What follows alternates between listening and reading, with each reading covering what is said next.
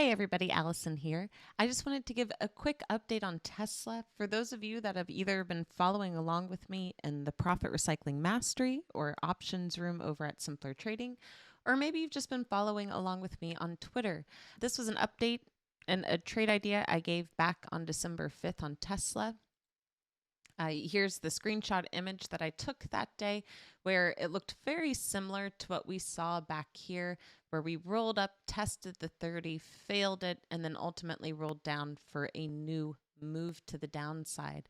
And around December 5th, we had gone up, tested 200, and that looked like it was starting to fail. And of course, 200 is a big psychological level for Tesla.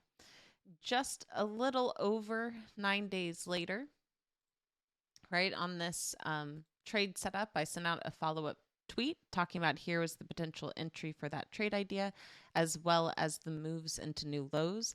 At the time, that was trading at 158. Since then, right, we talked about this trade way back here. Let me go to the daily chart. But we talked about this trade back on the 5th when the price was trading around 183-ish that day. And since then, we have seen,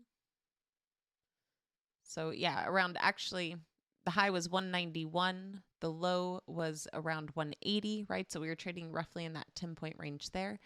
And since that setup that we called out on December 5th, I know in the mastery, we have been trading this lower using the profit recycling strategy all the way down. And we have seen, of course, a much bigger move than last time of close to around 80 points, with our current low on the move being about 104.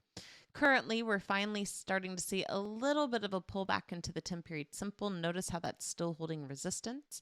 Momentum is starting to see some signs of exhaustion, so we might be attempting to find a bottom here.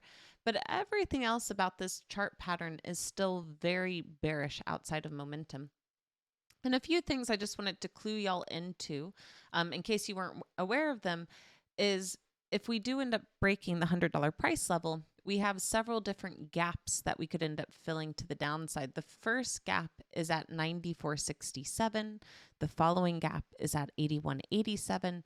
And then we have one down at 75.69. Now, I'm not saying that we'll necessarily fall and fill those gaps. I'm not even saying we'll break the $100 price level. But if you're like me and you've been following along with this setup, ideally, you're at a point where you're trading off profits, right? Where you've already taken enough profits to cover additional capital risk. So if you did want to throw a lotto trade out there in the next week or two, maybe an out of the money put like we've done in the mastery before, you could attempt to look at playing for maybe those gap fills to the downside if we do continue to sell off. For example, even though we have traded this plenty of times in the mastery to lock in profits along the way, we saw a setup early this week that we decided to take advantage of, and once again opened a profit recycling trade and locked in worst case scenario a 40-cent profit on this trade and have a runner set up so that way if we do really start to continue that selling into the end of the week, we might be able to take an additional profit and add to our bonus profit over here. But if not, that's fine, because not only have we locked in profits all these prior weeks, but if we were just looking at this week solely, we've locked in a profit.